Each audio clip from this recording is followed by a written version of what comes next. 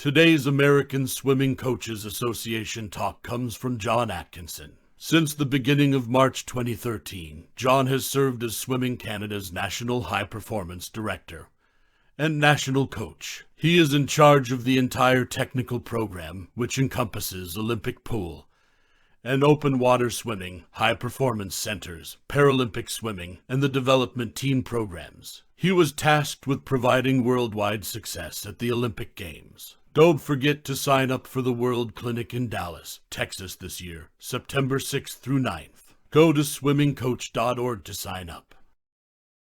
Introduction by Peter Dalland. We are getting ready for our next presentation, which is from a man who comes from a different country. He is not American and he has a most interesting background. He comes from a medium-sized town, not city, in Great Britain. He spent a lot of years in Australia. He is now back in Great Britain. You will notice by the way he speaks that he is from another country. He doesn't speak clear Aussie and he doesn't speak like a person from England. He has a combination, but he has a very interesting background and he has got a lot to say. He is part of a new team in British swimming that has completely transformed their team at the big meets. They went to the Commonwealth Games in Australia, and that is a very important competition to the Commonwealth countries, and they won in Australia. That was a shock to a lot of people around the world. They went to the European Championships this summer where they have been more or less on the fringes, and they won. There is a fantastic Australian coach who is running the British program named Bill Sweetenham from a place called Mount Isa, and he has transformed British swimming. Americans had better start thinking about the Brits, as we often call them, in Beijing. The man you are going to hear from today is a very key part of this team, and I think it is a great opportunity for all of us to hear from John Atkinson, who is native British, but he has now been heavily influenced in his thinking by the Australians from his visit there. In Australia, he did various jobs and was influenced by what he is doing now as a part of Bill Sweetenham's team.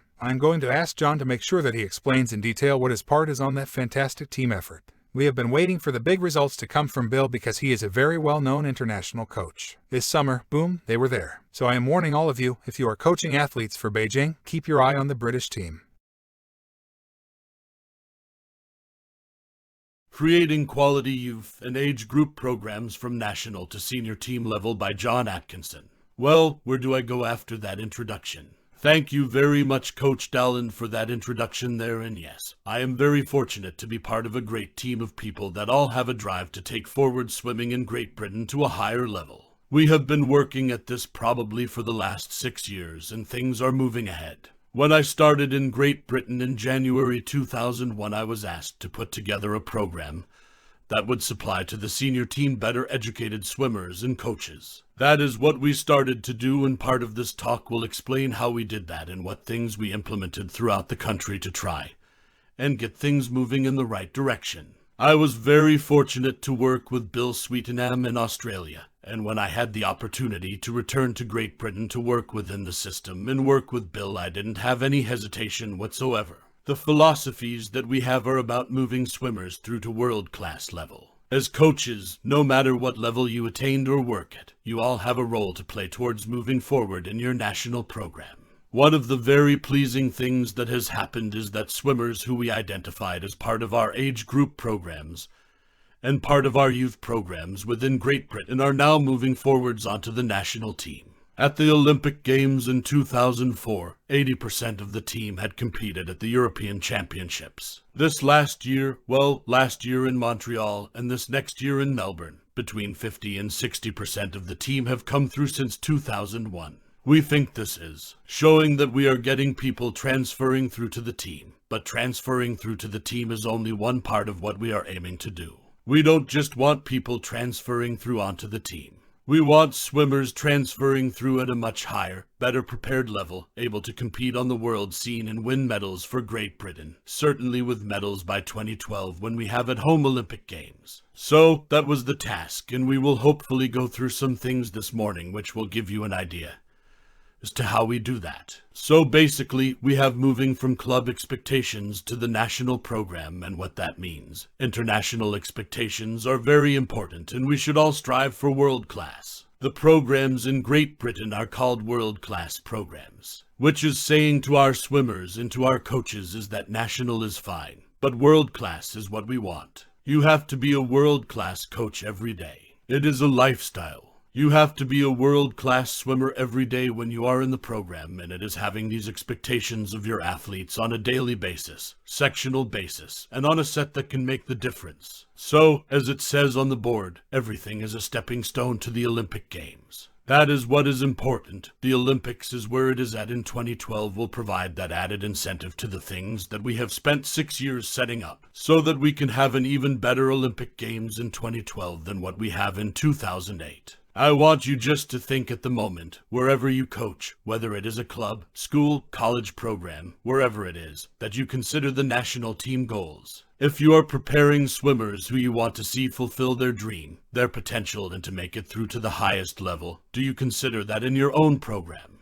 Because if you don't, and you have a swimmer that is going to make it through, you are not preparing them to take the step, and that is what our program is being about. It is preparing the swimmers to take the step through to international level, and through to the senior team. I think that everybody in the whole swimming community has to focus on the national team goal, and what they are trying to achieve. Then we can be much stronger in whatever country that might be. Coaches have to prepare the athletes to make a smooth transition to the teams. I have been heavily involved in the junior team program and the junior team training camps, and on a lot of our training camps and teams. What we have actually tried to do is make it more demanding than what it would be on a senior team.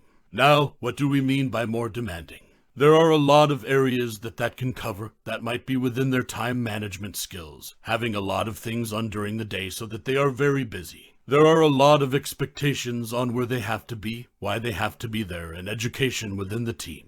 Now, that is something that you can all do with your athletes in your own program. You can all prepare them for the next step within what you are doing at your club, at your school, or at your college. It is the same as when I get them on the junior team. My job is to say, when you move to the senior team, we don't actually want it to be a giant leap. We want it just to be a step across so that when they are there, they can cope with it, and you can get your athletes used to those things. I think that is very important. Swimmers struggle with time management today. We try to get them into a situation where being on time is to be liked. We want them to be there early. The bus goes at this time, the bus goes. Get them used to having to do that when they are away on a team. Within Great Britain at the moment, one of my next challenges is to work with the club programs when they take their teams away so that they are starting to put into place the sort of expectations in a flip program when a team goes to nationals that they are going to face when they come away on a national team. Otherwise, when they make the national team with different expectations around them, they probably are not going to cope with it as well as they should, and it becomes a distraction to their competitive performance. I think that most of the issues that I will face when we are away on a team is probably because people are not used to the expectations in their home programs. For example, when we go away on the junior team, we have the morning heat sessions, which we always call with a staff meeting. Then, before we go back into finals, we have a full team meeting. Then we swim the finals. There is a process and a protocol that we have in place. If that is not practiced within the club program, and then they go away, and we expect that on the national team, it is something that they have to learn to deal with. So we are trying to get the programs to do that, so we have some of the moves in a swimmer's career, from junior to senior national swimming and what that entails. We have set up a system over the last 6 years where we have national age group championships where the swimmers compete in single age bands. We have a youth championship where they compete in dual age bands. Then there is the stepping stone to senior swimming where everybody is in and racing against each other as open swimmers. We have to get our young swimmers coming through who are then not afraid to actually stand it when they get on that senior environment and race people in different situations. One of the things that I also see is that age group swimmers go to what we call open meets, kind of a weekend competition, a flip meet, where they are swimming 4-9 events. Then they go to nationals where they may have a swim every second day. Then they go on the national team and they may have only made one event. There is a very different approach to each one of those different circumstances that we try to prepare swimmers for when they make those teams. If you are swimming in a meet where you do 8 different events and you have one that doesn't go to plan, you can justify your performance at the meet by saying, well, I have got another event. I am going to put it right. When you then go to senior nationals where you have an event every 2 days, you may or may not have the same sort of spirit because it is more focused on one swim. Then you have to wait a day and then you swim again. When you go on the senior team or the junior team, For your first trip, you might have a swim on day 1 and a swim on day 6. They have to be able to focus between those 2 swims and keep themselves ready to perform at the end of the meet. So, one of the things that we have talked to coaches about is trying different things at different meets, rather than going to club open meet and swimming in 8 individual events. Go and swim in one event, because there are a lot of different pressures on them. There is a place for the 8 swims, there is a place for the 1 swim. We have to move them from national swimming to international swimming, and the differences that are part of that. We have to move them from international swimming to podium success. Within Great Britain, most of the club coaches are responsible for the steps all the way through the system. So part of the role we have tried to work on over the 6 years is also working with the coaches within the club programs, at camps, and targeting different competitions with our teams that we go to do different things. So the goal, as I see it, for most of what we have been trying to do in Great Britain is bridging the gap between participation and high performance. The big difference, they are involved in a flip program. They are participating in a flip program and bridging the gap between what they need to do to be successful at an international level, and about high performance and understanding what that difference is. It is about getting the athlete to take responsibility for where they want to go, and the coach is responsible for making sure that that happens and guiding the swimmers through that process. At the top, if we have a swimmer doing 8 hours a week at maturation, so not a senior swimmer, not a real young swimmer, but somebody who is 1, 2, 1, 3, 1, 4, 1, 5 years old, if they are doing 8 hours a week, I would say to a coach it's fun. It is health benefits. It is involvement. It is participation, but it doesn't produce a competitive result for the highest level. That is quite a simple statement. In the middle, if we have swimmers doing 10 minutes 12 hours a week, it becomes a point where it is probably too much to be fun anymore because they are putting in a few more hours on it. So it is not as fun. They are not doing enough to get a competitive result, and they fall into what we term the twilight zone. It is too much to be fun, but not quite enough to get the competitive results. It is how we bridge swimmers through this to get them doing what we look at when we want them coming through on the national team. That is, to be able to do 18, 24 hours a week and getting them involved in competitive swimming. Some of the things that I talked about in my first presentation was getting them into the lifestyle of doing the 18, 24 hours a week with 10 swimming sessions a week that we want them to do. I think the things that I have taught to some of the senior coaches over here, and a lot of the issues that I think face Great Britain appear in the US, they are also there in Australia. In today's society where swimmers and parents have a lot of different things available to be a part of, we have to make sure that we are selling what the benefits are and finding different ways to do the meat and potatoes, but not shying away from doing the work. Not shying away from doing the hours, but making sure that we, as coaches, can get that message out to young people to stay in school. The difference, I think, in the US compared to Great Britain is that between 16, 17, 18 in this country, they are trying to get college scholarships. There are incentives to keep them in the program, incentives to keep them swimming. But what we have to do in Great Britain is see them through that period because we do not have as many opportunities with college programs and university programs to get through. So there is a subtle difference there. Certainly, if it is too little, it is fun, it is health benefits, and do not expect a competitive result. And that is fine if swimmers want to do that. If they are in the twilight zone, they have to make a choice. Do they want fun participation, health benefits, or do they want a competitive result at the international level? And this is one of the things that we have looked at again in Great Britain over the last few years, is kind of recognizing the limitations of the programs that people are in. If you have great young age group swimmers who are 13, 14 years old who are performing at a certain level, and you feel that they have the ability to transfer that through to international levels, but you do not have the hours, the space, or the time to take them where they need to be on the journey, do they pass on the talent? We both try and get coaches in the situations that we work in to be able to recognize if they need to get more pool space, the need to get more time, that is what they have to try and do. The coach is ultimately responsible for keeping an athlete in the twilight zone if they choose to keep him within the program. I think that there is a growing feeling in Great Britain now where more coaches are willing to pass swimmers on, to try and get more pool space if that is possible so that they can keep producing them to get through maturation and to be there as a senior international swimmer on the British team. If a coach asks me what do you do if you have an athlete at maturation who is doing 10 hours a week, what should I do in the water with them? My answer is quite simple, anything that you want, because it really is not going to make a difference. Technique, because they can still come through later, but in general terms they need to consider what the athlete needs in order to take the steps through and make it on the senior team. And what will make the difference in helping these athletes transfer through to the senior team? It is time at task, a point that Bill Sweetenham has used and that I feel is right on the mark. Time at task. A quote that Bill Sweetenham has used and that I feel is right on the mark. Time at task is coaches working on the things that will make a difference with the talented athlete. You have to think, what does this athlete need? What will make the difference? And you have to work on those as a coach with those athletes. And for different athletes, it will not be the same things. You might have swimmers doing the same time, the same age in the same events, but one athlete needs something else, or one athlete would need something more. And you, as coaches, have got to work with those athletes on addressing those things. So, this is a look at how the national body, the team of people that I work with at British Swimming, and I would work in trying to influence these changes in order to improve the swimmers transferring through to the senior team.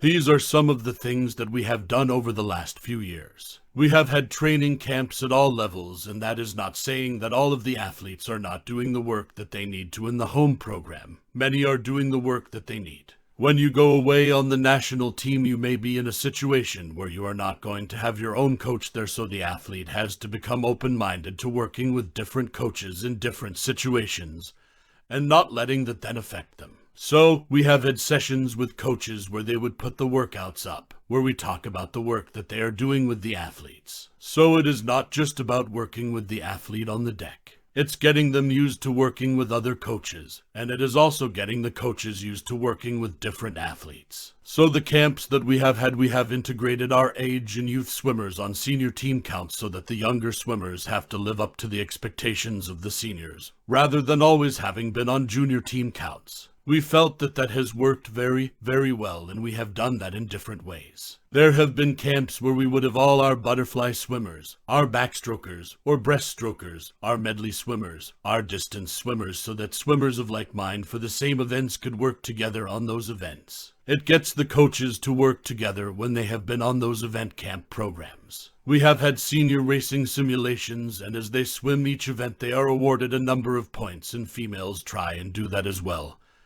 And we found that racing simulation experience worked very well, where we would try to have them live the competition. We have also spent a lot of time traveling around with them, from visiting with coaches and the athletes in their home environment. Because, as you can probably appreciate, if you are trying to direct the national team in a national program, and if you don't actually know what the locals have done and the circumstances under which some athletes are training, it is harder to say this is what we need to do to improve.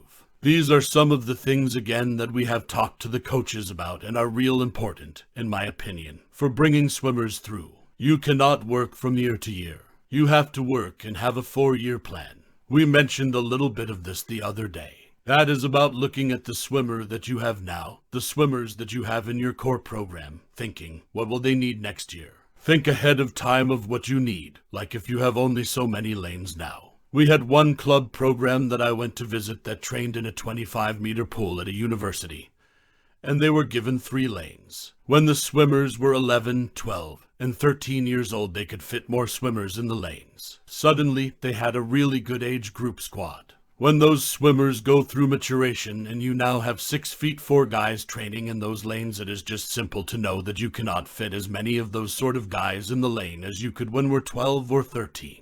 So it is about looking at those situations. Sometimes the coach, because you are working really hard in the environment that you are in, don't see over here. You have tunnel vision on what you are doing and trying to get athletes to swim fast, trying to get the technique right, trying to do all of the things that great coaches do. But we need to look ahead and think, what will the athlete need next year or the year after, and plan for it. And try to get what we need, whatever you have to do to try and get that. You have to make the swimmer independent to do things on their own. If your swimmer cannot cope without you as their coach when they go to a swim meet without you, you haven't prepared them. If you want to keep them close and for you to be involved with it all the way, which is good and it is great for coaches to do that, you have to let them do things on their own. They have to be able to be responsible to do the things that they need to do. They have to learn that they do the warm-up, the swim down, the race plan, the strategies of when they are going to bed, when they are going to hydrate, when they are going to get their nutrition back on board when they have raced. You have to prepare them to do that for themselves. When you have an athlete that can do that, that is when you have done a great job as a coach. That is what the goal has to be, independence, that they can do the right things and choose to do the right things when others around them might not necessarily be doing that. So, for me, this is a very important point. Do you have a situation where you can offer different types of training workouts for the swimmers? Or is it one size fits all? Again, when you are coming through as an age group and a youth swimmer, do you use the philosophy?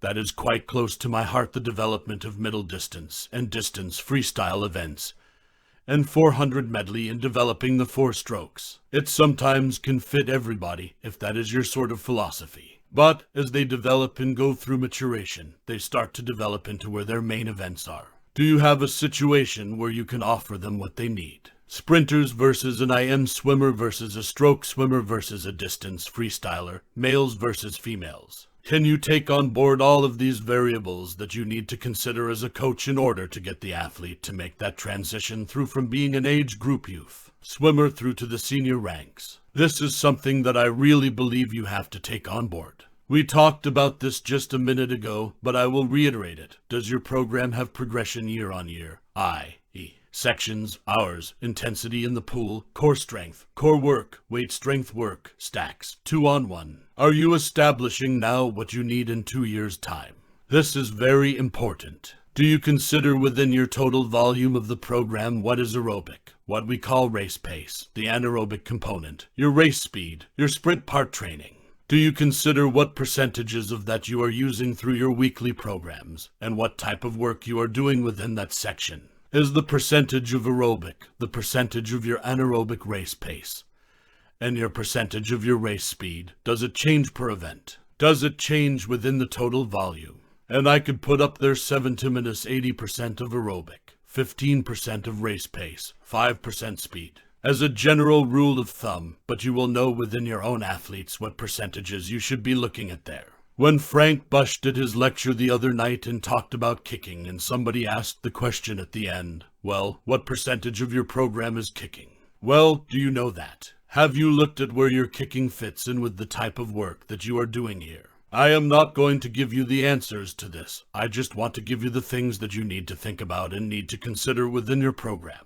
Those are some of the things that we talk to the coaches about when we visit them and ask them to evaluate their programs, the placement of work within the weekly cycle. Relay teams, I think that within our national team program we have really tried to develop the relay team concepts from our junior teams through to our senior teams. One of the things that we were saying to the club coaches is that the athletes that you work with have got to be able to come away and swim in the relay teams as well as their individual attempts. They have to be able to do a heat of an individual, a heat of a relay, and come back in that night for the semifinal, do the relay, do the heat the next day, and do the final the next night of the semifinal. They have to be able to do that and cope with that. One of the things that we changed with our national age and youth championships is that we used to swim 4x50 relays. We took them out and put in their place a 4x100 medley team, a 4x100 freestyle team, a 4x200 freestyle team. We brought those events in probably about 4 years ago at our age and youth championships. Everybody was quite skeptical about how this would work when we brought this into the age group program because everybody loves a 4x50 relay. They shout the roof off the pool, and everybody felt that if it was a 4x200 it wouldn't be quite the same. The way that they qualify to swim the relays at our nationals is that back in our districts they all swim those events. And they take the top 20 teams from the districts in the 4x2, 4x1, 4x100 medley relay, and they go to nationals. I think that it was a very, very positive introduction when we brought it in, and people still shout the roof off the pool for those relay teams. From the philosophy that I come from, if we have 40 teams within 9 regions, all having to put together a 4x200 meter freestyle team to swim the district championships, that is a hell of a lot. More people that are now swimming in my way of 200 down for age group youth swimming. So that was a really good thing that we did. This is just an example of when we talked about the training classifications of aerobic, race pace, and race speed. In the first column we have aerobic, where we looked heart rates of 40 beats below max and lower in that zone of training. The race pace, what we call anaerobic type work, heart rate type sets, quality training in the middle for the 15 minutes 20% of the training. Then the final column would be the race speed type work, where we want what we call mini-max, where it is minimum effort for maximum speed type work. And again, that fits in. I have given all these overheads and notes to guys so that they can hopefully be put into the yearbook, and all the lecture notes are available. And that is in there to give you an idea as to the type of work that the kids do. One of the things that I thought about this summer, I have been working to prepare their athletes. They have to understand that some things are controllable and other things are uncontrollable. They have to approach it from the controllable and then work backwards and forwards the whole time. I think it becomes an issue when they are on the team.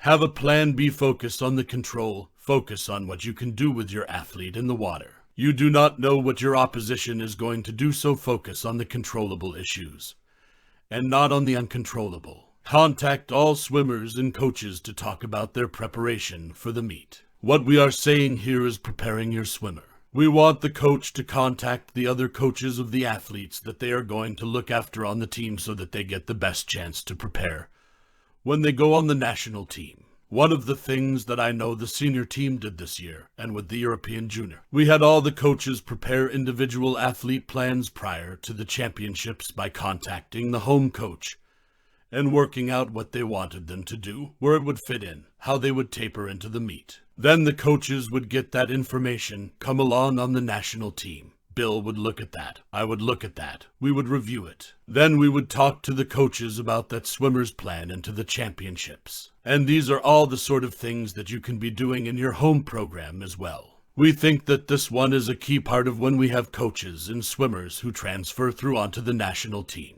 Find out, understand, and accept team protocols. Okay. When I first started, almost 6 years ago now, working with the junior team, the first meeting that I went to, I let them warm up how they wanted. I let them swim down how they wanted, and we just watched it. Then what we said is, well, we want to know what everybody's warm-up is. You know, kind of a standard warm-up might be 1,000 meters, and if you are doing 100, we will do 2 to 50 seconds. If you are doing a 200, we try a 50 pace. This is after the same 1,000. If you are doing a distance event, you might do a couple of hundreds at the pace we want to hold. But I wanted to know why they wanted to do that sort of work. So what I brought in was a swim down protocol, a warm-up protocol, and said to the athletes and to the coach, tell me what you are going to do when you come onto the team, and why you are going to do it. If you can justify what you want to do, that is great. That is what we will go with. If you can't, this is what we are going to do. So, understanding why we do certain things like that on the team and having your athletes who you are trying to prepare for that step to the international level have all these skills in their keep bag.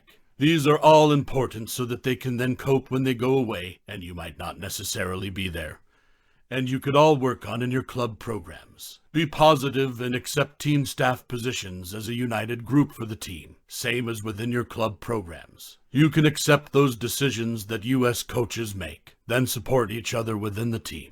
We try to get people to leave their personal and club team issues at home when they join the team, because what we want to be able to do is focus on the job that we are there to do. That is part of the national team, and it is the same when you go away with your club team.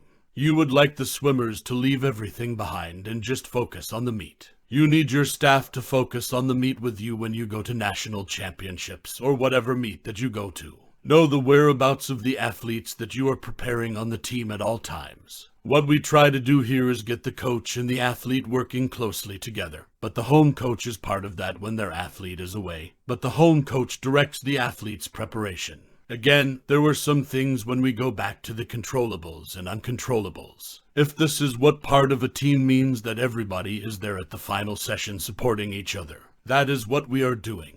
When your athlete goes away on a team, there will be maybe a top third that will be achievers of the team. There will maybe be some at the bottom third which will actually decline when they are on the team. And it is the middle section that can swing either way. As coaches, what you have to prepare your athletes for is being able to go away and do it themselves, and swing those people into achievers. And how you do that is making them independent and able to work with other people. Give each swimmer in your group the individual attention that they require. I think we heard it in one of the lectures yesterday where they talked about working with swimmers one-on-one and making that swimmer feel great. But if they work with them one-on-one, they got that individual attention. The same when you can go away on a team, so your swimmers have got to be used to working with somebody one-on-one. So you have to prepare them for that. Then, if you are on the team, make sure that you can actually deliver to a group of people in different ways. Staggering the warm-up, for example. One of the things that we try to get our coaches to do is to coach the swimmers, be active on deck, moving around. If they have finished their job of coaching the athletes that they have at that particular moment, I would like them to get off deck and do something else rather than be hanging around at the end of the day having a chat. If you see an issue, address it.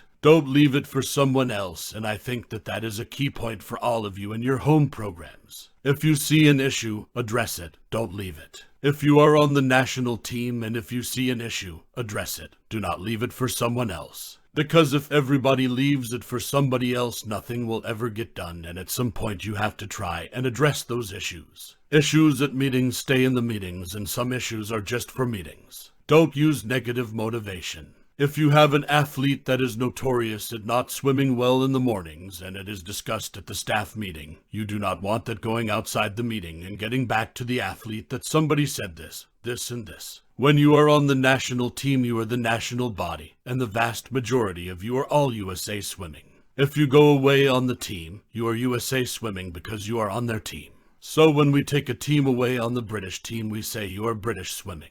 I might work for British Swimming, you may work for somebody else, but when we are on that team, we are the British Swimming team. Think of strategies to help swimmers attain fast heat swims, wake-up swims, warm-ups, showers. Think of how you are going to get them ready. As we move into a situation where we may be looking at finals in the mornings, it becomes even more of a pressing issue for people to consider. When you are on your club team, how do you prepare your swimmers? How do you prepare your swimmers to get fast heat swims? If you have somebody who you know is sluggish in the morning, what do you do with them? Do you get them up and tell them to have a shower? Do you get them into the pool a little bit early and just do 25 meters and get out? And you have to think of how you can get them to do that when they are away on the team. Know what they need to do about themselves in order to be successful when they compete and represent the swim team.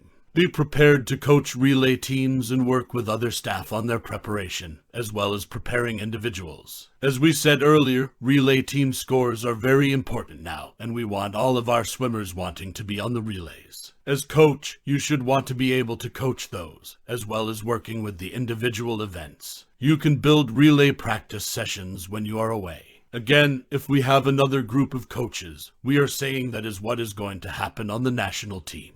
We want clubs now doing that as well, and we could, in an ideal world. It should be a miniature version of what we try to do on the national team so that everybody who makes the transition through to the senior team or to the junior national team is practicing the expectations of the national team when they go away every time with their club. We try to get coaches to deliver team information to the athletes they are responsible for in a positive manner.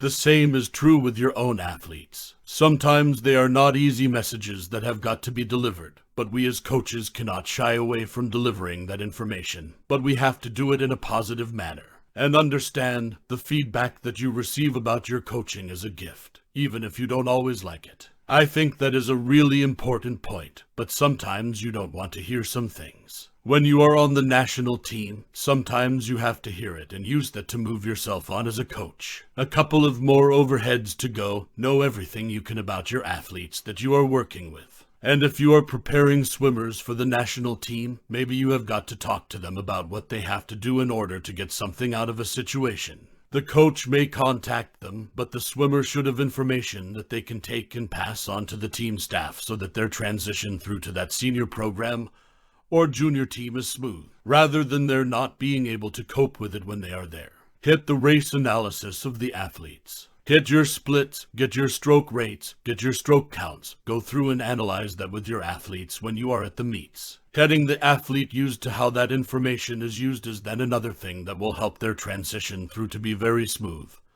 As they go through to the senior team, monitor the athletes on the swim. Downs, make them responsible for doing what they need to do. Talk to the athletes following the race with 3 or 4 quick questions before justification is set in for performance. All that means is that as they hit the wall, you have got to be there as a coach with them. How did it feel? What did you do on your first 25? Tell me how you used your arms on the second 50. Tell me what you tried to do on this turn so that you get the answers straight away, rather than going through the splits immediately with them and then them swimming down, and by the time that they have gotten out after the swim down, they have justified how they did things. So we try to get them used to that and prepare them for that sort of approach when they come on the team. I think this is the final slide. Communication with the athlete is all important. They will decide in 3 sessions whether they want, like, and respect the coach, which is ideal. Respect the coach, but don't really like them. Most coaches can handle this. Whether they like, but don't respect the coach, which is not good at all. And don't like or respect, there is not much that you can say to them.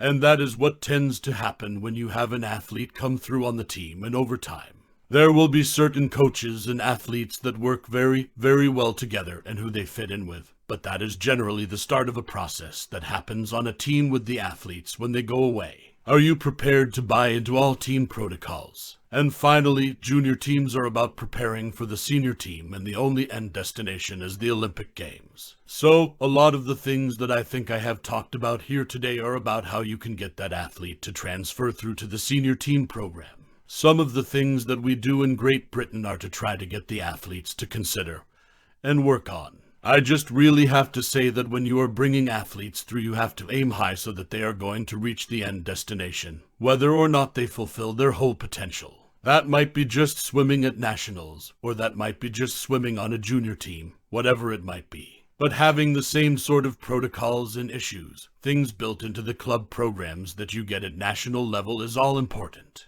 And that is what I try to do in my job in Great Britain, getting the athletes and coaches ready to transfer through from being a national level swimmer through to a junior international, through to a senior international swimmer. As Coach Dallin said right at the very beginning, I am part of a team in doing that. Bill Pilser and Bill Sweetenham have massive influences within that team and are very supportive of how we run the program. We have other people in there that work very closely together. But more importantly than what we are trying to do as a team are the club coaches and the swimmers and how they prepare their athletes as they come through to being able to cope with the expectations of when they make the national team. So, hopefully, that has given you some sort of an insight as to what we are doing and how we feel about moving swimmers through the system and making the senior team. So, ladies and gentlemen, thank you very much.